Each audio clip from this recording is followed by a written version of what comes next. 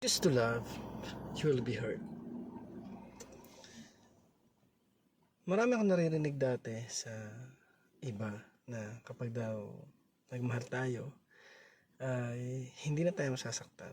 But in reality, na-feel natin. At lagi tayong nasasaktan kapag mas pinipili natin magmahal. Nasasaktan in terms na, alam mo yung, ang dami nang ginagawa sa'yo na masama ng tao. Lahat na lang ng kasiraan, lahat na lang ng ikasasama mo, sinasabi nila para lang maging masama yung imahe mo.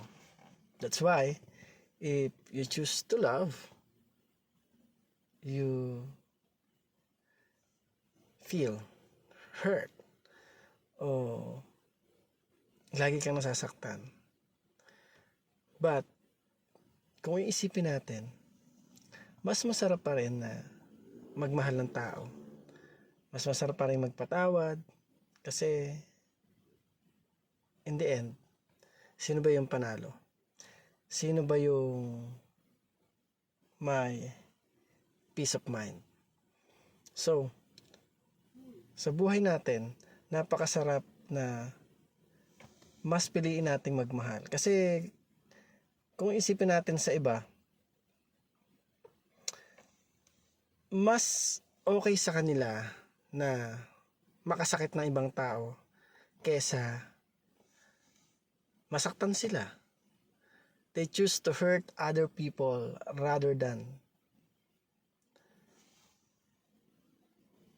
they hurt by others. So, isang bagay na kung saan kinatatakutan ng iba yung ma-judge sila, kasi alam naman natin na maraming tao na nang-judge. Maraming tao yung nagmamaliit sa atin.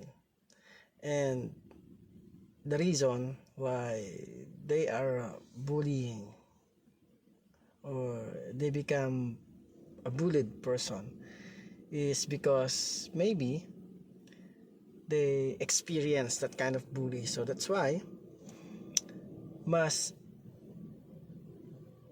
nagiging comfort nila kapag sila yung nakakapambuli. Maybe dahil sa mga past nila, kaya sila natuto mambuli. Dahil sa mga tao na nakapaligid sa kanila. At dahil doon, parang naging tatak nila yon sa kaisipan nila na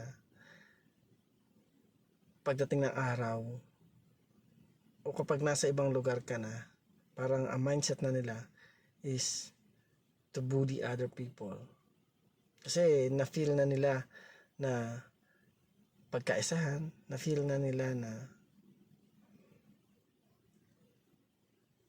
sila yung ma-hot seat, yung para bang sabi nga ay feeling alone. But that's the reality. If you choose to love,